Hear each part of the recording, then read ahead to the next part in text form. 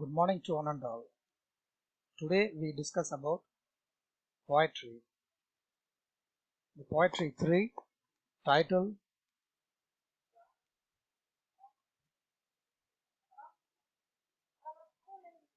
Lines Written in Early Spring by William Wordsworth.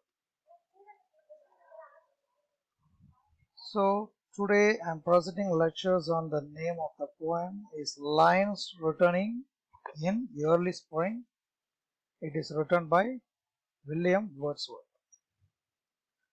So first of all, let's know about author. About the author, William Wordsworth.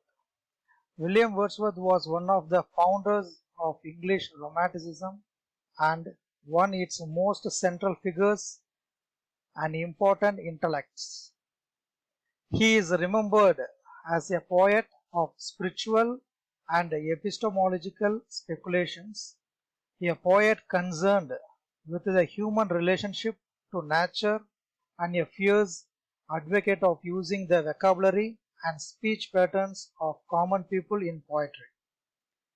The son of John and Anne Cookson Wordsworth, William Wordsworth was born in April 7, 1770 in Cockermouth, Cumberland, located in the Lake District of England, an area that would become closely associated with Wordsworth for over two centuries after his death.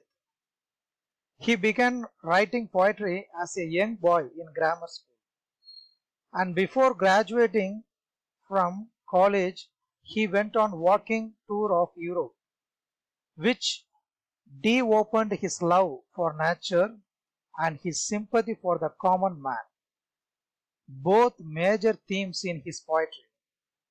Wordsworth is the best known of lyrical ballads. It is one of the famous work. The name, once again I read, Lyrical Ballads, co-written with Samuel Taylor Coleridge, and the Prelude, a romantic epic poem chronicling the growth of a poet's mind. Next, about the poem. The poem describes his experience in the beautiful spot of the nature.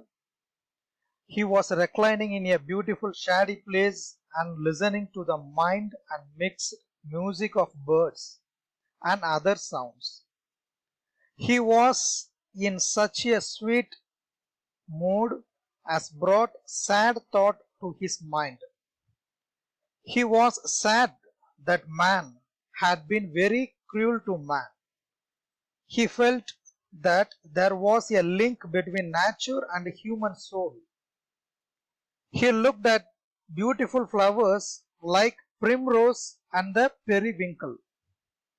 He found that there was life in them. He believed that every flower enjoyed the air that it breathed. He also listened to the happy music of the birds. Though he didn't understand what they were singing, he was sure that they too were happy in nature. This also seemed to be the case with the plants as their twigs danced in the air with happiness. He realized that nature's plans was to fill the world with happiness. It was man who was the enemy of man had ruined his happiness. It is about the poem explanations. Now, students, I am going to read the poem, the lines. So, first stanza, I heard 1,000 blended notes while in a grove I sat reclined, in that sweet mood when pleasant thoughts bring sad thought to the mind. So, first two lines, I heard 1,000 blended notes while in a grove I sat reclined. That means in these lines he found himself in happy mood there, but this very happy mood also what sad thoughts to the mind. Of course, the happy mood that came from his being nature. The sad mood came from his thinking about the sad condition human beings. It was more so because man himself was responsible to miserable condition. See the next two lines. In that sweet mood when pleasant thoughts bring sad thoughts to the mind. These lines, the poem treats nature as living being. At the same time, the lines rest in a group in a many make sounds. He says the nature at the sounds, human souls.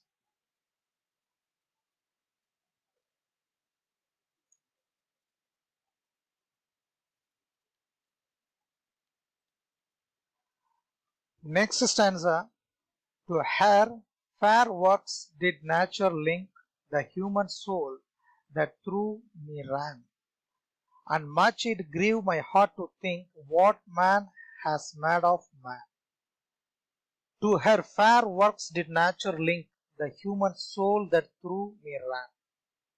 These lines the poem treat nature as a living being. He says the nature links the human soul with her works through her sight and sounds.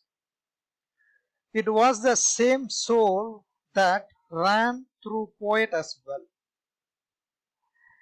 See the next lines, and much it grieved my heart to think what man has made of man. These lines the poet says sad or that action or mankind has taken man himself has life of his fellow human being miserable. So now move to third stanza.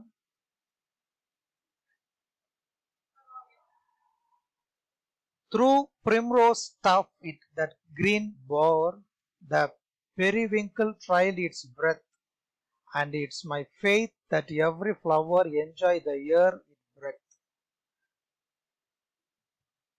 Through primrose stuff it that green bower, the periwinkle trailed its breath. In these lines, the poet treats of flowers as if they were living beings.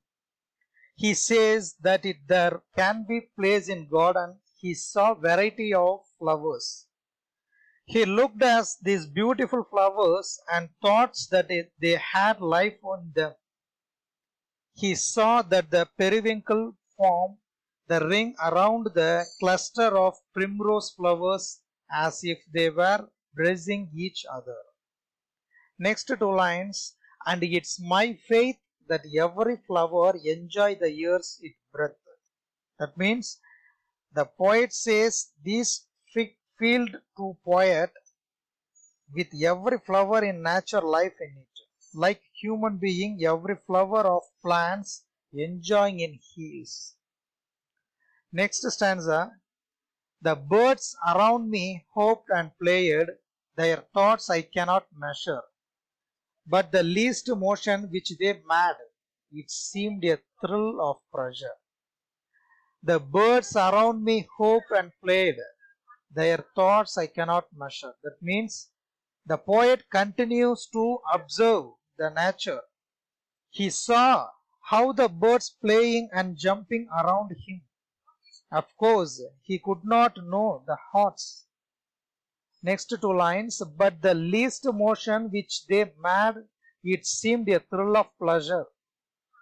That means, but the moment gave him the idea, every moment the maid was full of joy. Excitement it showed that they were in harmony nature. So now move to fifth stanza. The budding twigs. The budding twigs out their fan to catch the breezy air, and I must think, do all I can, that there was pleasure there. The budding twigs spread out their fan to catch the breezy air. In these lines, the poet continues to describe the events in nature. he says that the ruby crown, small branches seem to spread out the leaves to get the air need. Next lines, and I must think, do all I can, that there was pleasure there. That means that they had life in them. This led the poet to believe there was great joy in nature. So next, the last stanza. If this belief from heaven be sent, if such be nature's holy plan, have I not reason to lament what man has made of man? So in these lines, overall, this last stanza, what he says, the poet says, from his experience in nature, the poet is convinced that the life is every moment is flower belief that nature has made holy plan. According to this plan, there is close link between all living being and natural object. If this holy plan has been created conscious by nature, this every reason to be saw at what man has made of man. What man has made of man. In other words, man is responsible for all the misery in the world. So the poem is over. So thanks for watching. Thanks to all.